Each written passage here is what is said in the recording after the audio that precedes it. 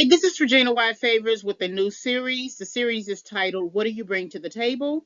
And it is part of the Overcoming Rebound Relationships curriculum and then also the Toxic Encounters books.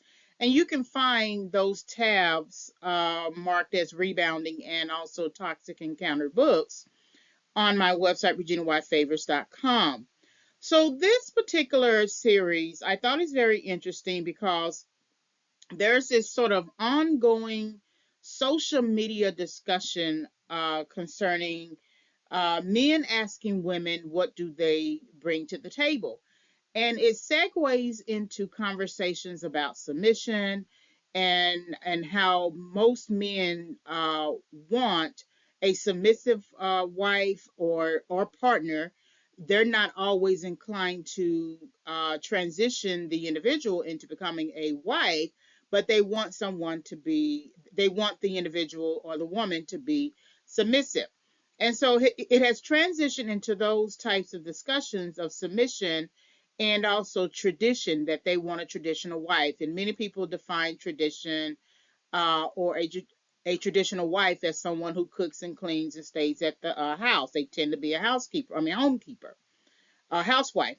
But I noticed that there's an irony to the discussion about what do they bring to the table, because most men who ask that question tend to label themselves or categorize themselves as alpha men, and they still, when a woman responds with the fact that she makes a certain income or she works a certain job or she has education, the men will say, well, that's not important to alpha men, right? Or that's not important to men just in general.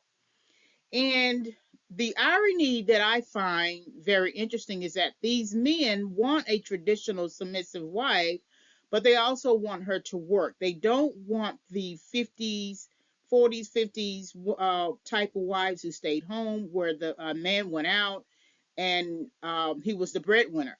What they want is still the woman to work and still the woman to be able to tend to the home, tend to the husband in a very traditional way, not have any true independence or anything like that. But when a woman says, well, she makes a certain amount of money or she has education, they sort of mock and scorn and look down on that. So I've been thinking about this series for a good while and just kind of listening to discussions and being sort of turned off by those discussions, as well as wondering, I mean, do people really know what they want? The most important thing that people need to understand is that you are always 100% responsible for yourself. So that means you need to do all that you need to do to ensure that you establish you. Just because someone decides to get an education or make a lot of money doesn't mean that they think that person is better than you. That's what you're supposed to do as an adult. You're supposed to leave your parents' home, get a job, go to school, get your own apartment, get a house, get a car, pay bills. That's what you're supposed to do. And so this discussion about what do you bring to the table is something that I want to explore.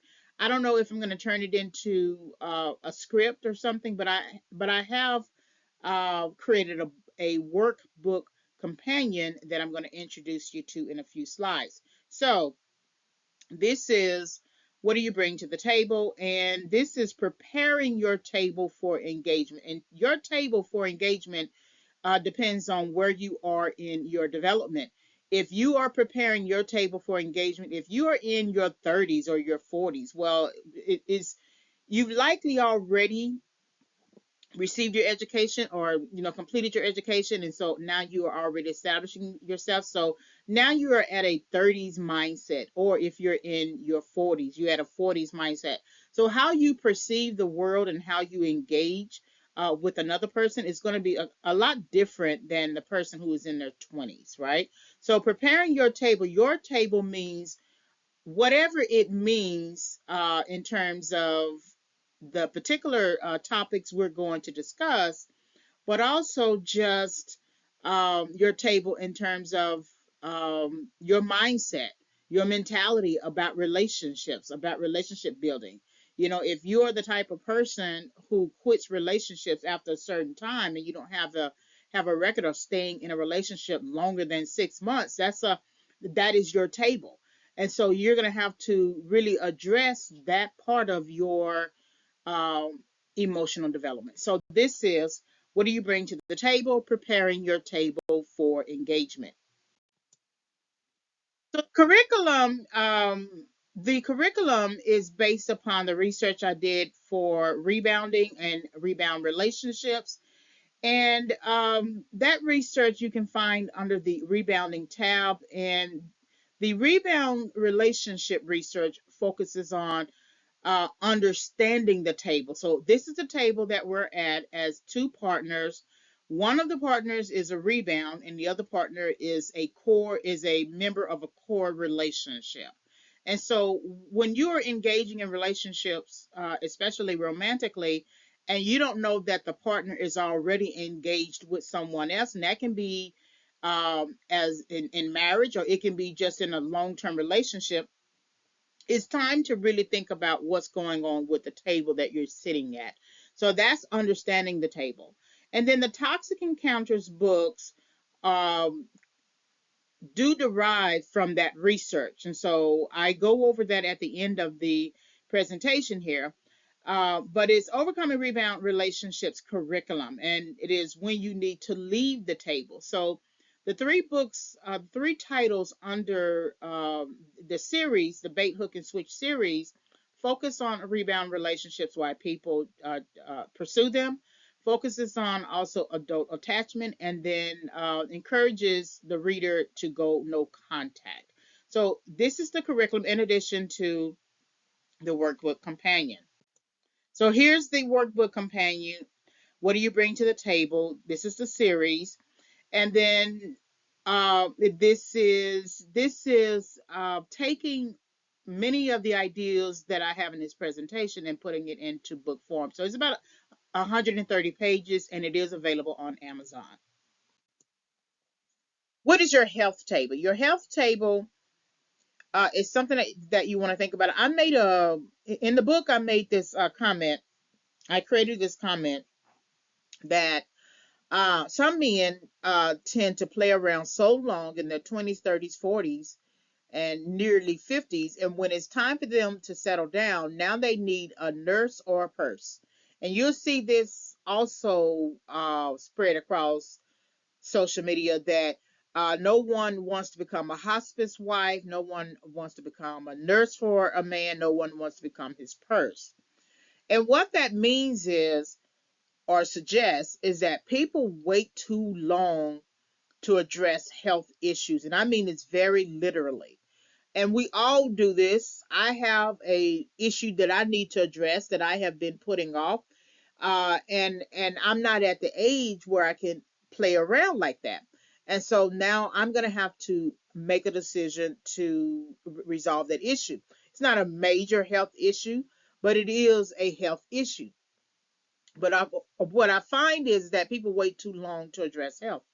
One of the questions you got to ask your potential partner, because remember, you are preparing your table for engagement, is if that person is willing to, if that person is willing to take you on with your health issues. So, for instance, you could have a person who has struggled with cancer, or you can have a person who has struggled with diabetes, and as a result, they had to lose a limb, a leg or arm or something like that, right? You could have a person who is prone to have heart attacks. You can have a person who is prone to have mental health issues, right? I do discuss that as well. You can have a number of issues. When you have those issues, you are by default asking or expecting that person to take you on, because when you get married, you become responsible for each other. You don't necessarily become each other's parents, but you do become responsible for each other. There's no such thing as, okay, I'm not going to do that just because we're married. That it doesn't work that way. Once you decide to become married and become one, you are each other's person. point of contact, emergency call, representative, uh, anything that you could think of. And so it's not like you have one foot outside of the marriage and one foot in, like you're doing a hokey pokey or something like that. When you're in, you're all the way in.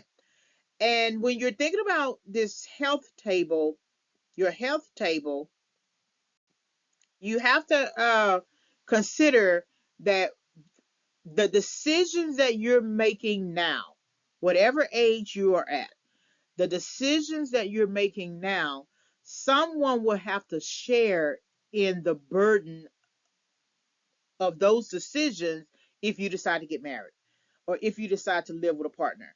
I remember a situation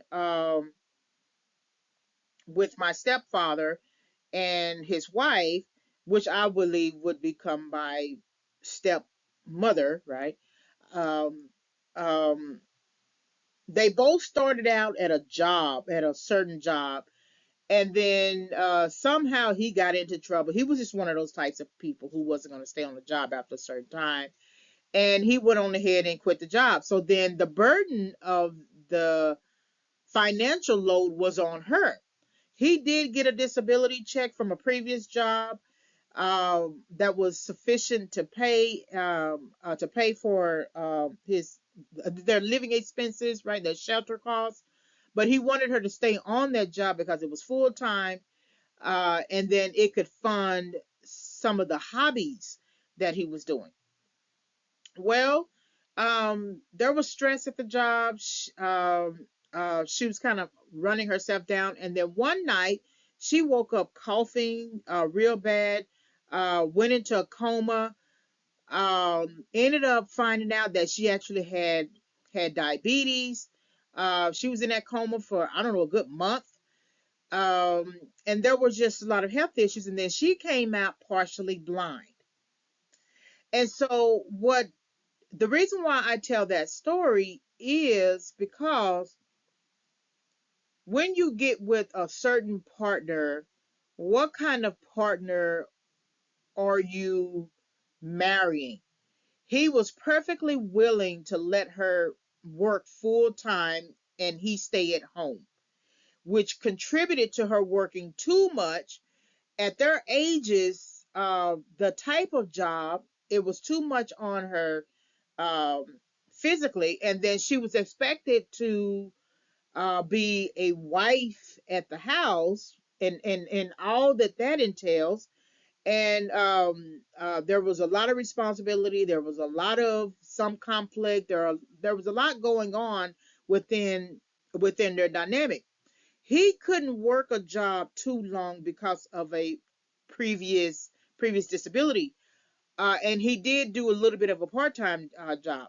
But when you are thinking about the partner that you are going to marry, engage, and then marry, it is really important to understand how they think about the marriage and who's going to work and who's not going to work and how long we're going to work and how much work is too much work and what kind of funds do we have, can we take it easy. Many people are having to return to the workforce in their 60s, 70s, 80s because somehow they didn't plan in their 20s, 30s, and 40s. And so when you take on the task of working an 8-hour job and standing on your feet, that's going to affect your health, and it's going to exacerbate whatever type of situation you are already in health wise based upon your age. So if you got it in your mind in your 20s that I'm going to do better to ensure that I make the kind of money so I don't have to return to work in my 70s and 80s, which would exacerbate a current health type situation, then if I can be sure that I do that, then I will fare better. And when I actually retire, I can actually be retired. Having the health conversation, having the health foresight now, and making sure that you can make the kind of money so that you won't have to take on a certain type of grueling task is important. And we don't think like that because we think while we are in our 20s we are invincible, we move around, um, it's not that big of a deal, so I'll be okay. But we begin to feel our mortality in our 40s. That's when we realize that we can actually die. However, even though we know that we can die, I like to look at it like this: the typical retirement age is 65. So if you look at yourself, if you examine yourself at 40 years old and you look ahead at 65, that means you have 25 more years to turn it around for yourself. That's how I look at it. So that means you need to check your health. You may need to change your eating habits. You may need to exercise.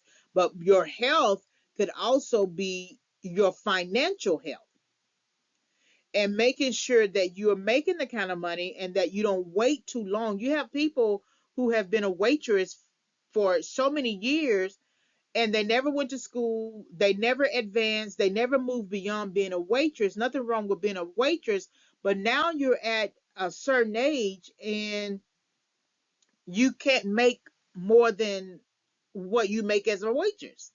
And you don't have any education, you never got a certificate in something, you never did something beyond where you are. And so anything that you can do now, in your 20s, 30s, and 40s will be helpful for you health wise in your 50s, 60s, and 70s, possibly 80s, 90s as well. So, what is your health table? So, these are the Toxic Encounter books that I mentioned earlier. This is Toxic Encounters: Why People Pursue Rebound Relationships, Part 1. Then Toxic Encounters: Adult Attachment and the Problem with Rebounding, Part 2. And then Toxic Encounters: Why You Should Go No Contact Post Rebounding, Part 3. So this is part of the Overcoming Rebound Relationship curriculum, and these were the three initial books in terms of research, where I go over um, rebound relationships, how it relates to adult attachment, and that's why we tend to stay in those types of relationships, because we become attached. Is usually an insecure attachment, and you can chart the insecure attachment from your childhood to your adulthood. Then of course, going no contact. Visit, subscribe, and follow. So this is the standard logo for the Regina White Favors website. And so you can also visit me on Facebook, Arthur Regina White Favors, YouTube, Regina White Favors channel, and then our Amazon Author page, amazon.com /Arthur Regina White Favors. Thank you very much for listening.